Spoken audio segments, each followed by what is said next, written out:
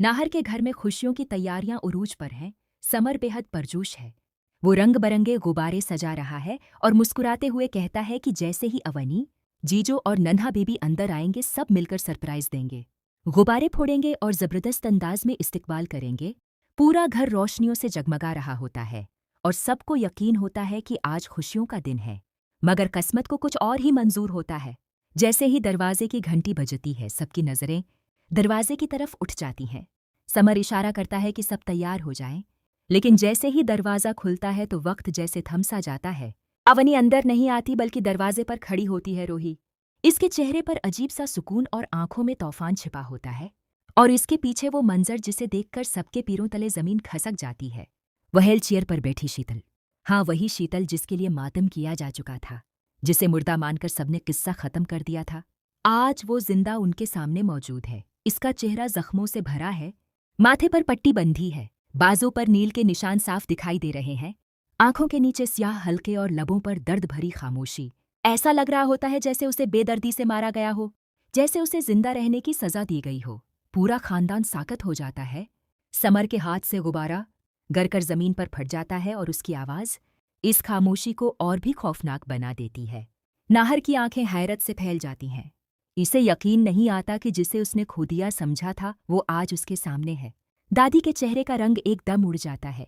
उनके होंठ कांपने लगते हैं और पेशानी पर पसीने के कतरे नमूदार हो जाते हैं, क्योंकि वो जानती हैं कि शैतल की वापसी सिर्फ एक वापसी नहीं बल्कि सच का तूफान है।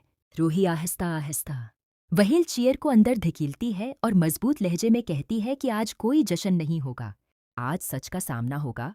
वो सबकी तरफ देखती है और कहती है कि जिसे तुम सबने किस्मत का खेल समझकर भुला दिया था, वो दरअसल एक साजिश थी। एक ऐसी साजिश जो इसी घर की चार दीवारी के अंदर रची गई थी। सबकी नजरें बेअख्तियार दादी की तरफ उठ जाती हैं। दादी फौरन खुद को संभालते हुए कहती हैं कि ये सब झूठ है, ये लड़की हमें बदनाम करने आई है। मगर शीतल की आंखों में अब खौफ नहीं बल्कि इज़्म होता है। वो कांपती आवाज में बोलना शुरू करती है कि उसे धुका दिया गया, उसे बंद कमरे में कैद रखा गया, उसे जहर देने की कोशिश की गई ताकि वो हमेशा के लिए खामोश हो जाए। और ये सब किसी दुश्मन ने नहीं बल्कि अपने कहलाने वालों ने किया। नाहर के दिल अगर रूही वक्त पर न पहुंचती तो शायद आज वो जिंदा न होती। और ये सब सिर्फ इसलिए हुआ क्योंकि वो एक राज जान चुकी थी। एक ऐसा राज जो अगर सामने आ जाता तो दादी की सालों से बनाई हुई इज्जत मिट्टी में मिल जाती। पूरे घर में चीखों पुकार मच जाती है।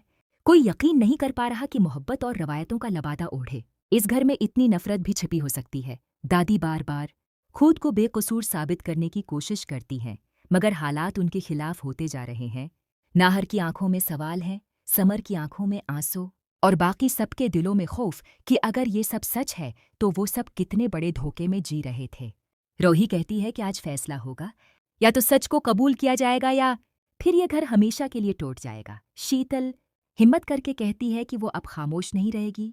वो हर जुल्म का हिसाब लेकर रहेगी, चाहे उसके लिए उसे इस घर से जाना ही क्यों न पड़े। आने वाली किस्त में होगा सच का ऐसा धमाका जो न सिर्फ दादी के किरदार को बेनकाब करेगा बल्कि नाहर को भी एक कड़े इम्तिहान में डाल देगा। क्या वो इंसाफ का साथ देगा या रिश्तों की लाज रखेगा? क्या दादी वाकई कसूरवार है या कहानी में कोई और मोड़ छिपा है? क्या ये खानदान सच का बोझ सह पाएगा या बखर जाएगा?